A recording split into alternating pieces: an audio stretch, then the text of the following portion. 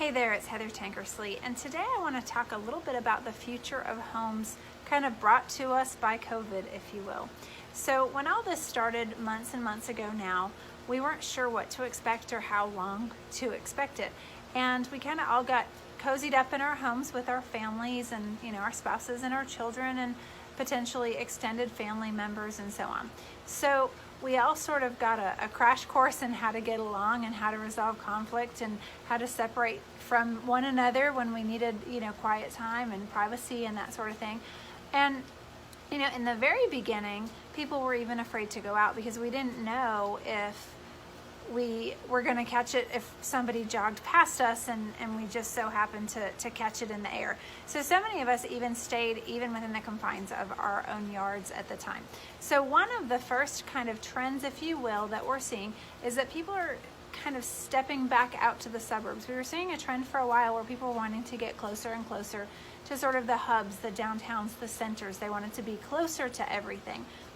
And we're sort of seeing that shift back to the suburbs again. People want a little bit more lot space, more land to spread out on, to be able to spend time outside. We're seeing a lot of updates and improvements outside because people are, just spending more time at home and in their own yards. So we're seeing fire pits and decks and furnishings and things of that nature that people are really focusing on because it's become really an extension of our homes and we're spending more time there. So we want it to be peaceful. We want to enjoy it.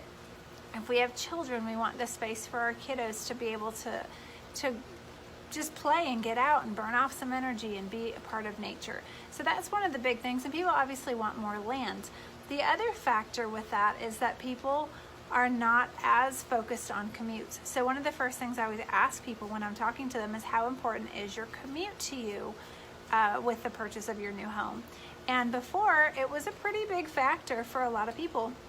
But now we're seeing more and more saying, I'm not worried about the commute. I have flexible start times. I can work from home a certain number of days. I can work from home all the time. So we're seeing that sort of shift because of those dynamics that COVID brought about. And because of that, again, people are moving further out, looking for larger lots and things of that nature. Another trend that we're seeing is smart baths and, believe it or not, bidets. And, I don't know if it's because people thought we were going to run out of toilet paper that all of a sudden bidets became the in thing again. But more and more we are seeing that people are wanting kind of fancier bathrooms. Again, it's sort of that place to escape from other people if you're a mom or a wife or just a single lady or even a guy that wants to just relax in a bubble bath. You want a nice, comfortable, space to do that. And again, I joke tongue-in-cheek about the bidet thing, but it is becoming a trend that is sort of circled back around that we hadn't really seen in a while in, more everyday houses. Another thing is that we're focusing a lot on more multi-generational living spaces. So whether it's bringing in siblings, other family members, but more and more we're bringing in our aging parents. And for example, I've got a really good friend of mine, and I don't know if they're upsizing, downsizing, whatever. I guess it's kind of downsizing because it's less space than they have, individually that they'll have collectively, but they're actually getting a bigger house. And so historically, or in the relatively recent history, as kids grew up and moved on, families or moms and dads, soon to be grandparents or maybe not to be grandparents, would sort of downsize because they didn't have the kids at home and they didn't need as much space. Well, now we're starting to see that the kids are now shifting and saying we're going to get bigger spaces because we are going to move mom and or dad in with us. And it's happening earlier, possibly in part because we're needing more help with child care and especially again with COVID, more and more people are finding that they need extra hands, extra help because they can't do it all 24/7. So with an aging population and some of the things that we've seen as a result of COVID, this is something that's becoming more and more common. So what that means is you're seeing in newer builds, and this is going to again vary location by location, but since I'm in primarily Texas and Florida where I do most of my real estate stuff, we do see a lot of master bedrooms on the ground floor.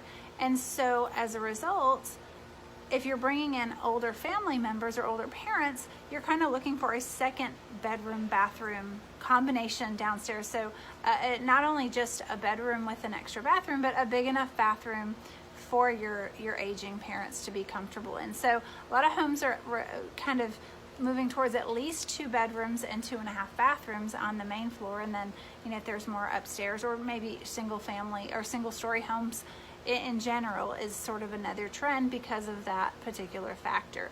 So I think that's going to be one that's going to be around for a while and something to really consider and look at.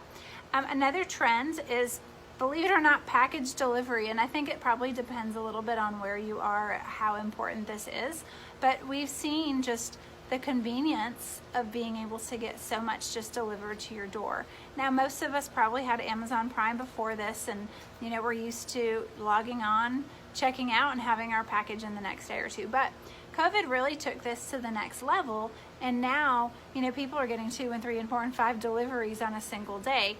And so they're wanting sort of delivery spaces, if you will, so that they can kind of keep everything safe, make sure things aren't getting stolen, and just have a place where they can collect all of their deliveries. And I do think that this will definitely stay a trend. Sure, people will get out and about more and more as time goes on, but the reality is it's convenient when you can go on the computer, order something, and have it to your home in a day or 2 or 3 or a week, so you don't have to go out and shop, look for it, whatever it is you need to do. So I do think we're going to just continue to see more and more of that happening. So imagine that those kinds of spaces will last or those kinds of things are going to continue to grow. Another thing is sort of smart and healthy homes. The concept of smart home is not anything new to us, with the Nest and the Ring doorbells and all those things that we've been getting more and more accustomed to, Alexa, everything that just sort of makes life convenient and easy for us. But now we're starting to focus a little bit more on the healthy side of things too, and make sure that the features in our home are healthier features. So this can be anything from friendly type things to just I don't know, self-sanitizing toilets or something. It can go as far as we all want to take it. But I do think that that's going to be another trend that we're going to see, because people are going, regardless of where you stand on the COVID thing, if you're pro the vaccine, if you're not pro the vaccine, if you're, think that this is nothing to be worried about, or you're very, very concerned about it. The one thing we can all agree on is that we've all learned that hand washing and being clean and all of that is more and more important, and so people, I think, are really paying attention to that sort of thing.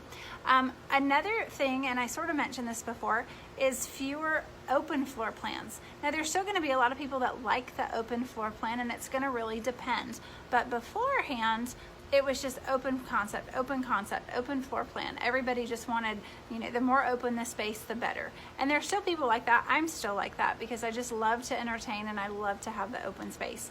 But, I'm not everybody.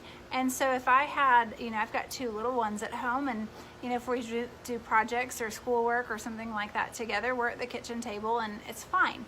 But for a lot of people, they may have an elementary school, a middle schooler, a high schooler. They might be working from home. Their spouse might be working from home. They may have a family member that lives with them that needs some privacy and some quiet. So now we're seeing all these people have to kind of do their business, so to speak, in one space. And so now, we can't have 4 Zoom meetings at the kitchen table. So everybody needs to kind of go to their separate spaces. And now here we've seen some interesting debates where teachers are saying, oh, you have to be present and live if you're doing the virtual learning. So you can't be in your bedroom. And so if you've got 5 people working from home, you start to run out of space real quick where people can focus and concentrate and do what they need to do. So that's sort of becoming something that people are looking at more and more. Another thing is sort of how of repurposing spaces. So for example, many homes still have formal dining rooms, but fewer and fewer people are actually sitting down to formal dinners at their dining room table. Now, I'm a big fan of holiday parties and get-togethers and all that, but the reality is, even with that, we probably only sit at our real dining room table, if you will, 3 to 4 times a year at most. And then the rest of the time we're at our kitchen dining room table, which, that's where we have our family meals, or if company comes, or, we can fit up to 8 people around that table. So we really don't need that other space. So a lot of people are opting to convert that space either permanently or temporarily into, offices, or, a music room or a playroom, or, another space that they're going to utilize more. So instead of having, 200, 300, 400 plus square feet of space that never gets used, people are trying to get smarter and say, how can I actually use this space to fit our family's lifestyle? And people are spending more time thinking about home and what it means. And this is one of the things that I've liked about the whole COVID experience, if you will. And that is that I've been able to really look at the different spaces in my home and think about what I want them to be. So, how do I want to feel when I enter my home, and really be able to design that space and make it feel good, so that when I'm coming home, I'm welcomed into my home. When I come to my kitchen, it's inviting and I want to be there and I want to cook. A lot of people that have homes now are also thinking, because we're in them so much, what can I do to renovate this space to make it more enjoyable, more functional, more usable, etc. Now, the last kind of trend is that people are also adding more built-ins, like bookshelves, and, sometimes there's kind of removable walls that people are putting up. They look like real walls, but you can take them down without, really,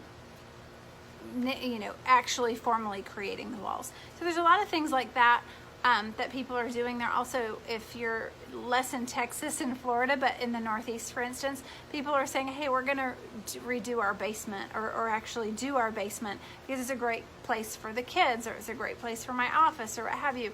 Here in Texas, I kind of joke and laugh. We have these hobbit doors in a lot of the rooms, where they're, 3/4 doors or half doors that are just access points to go into the attic. Sometimes they're not even doors.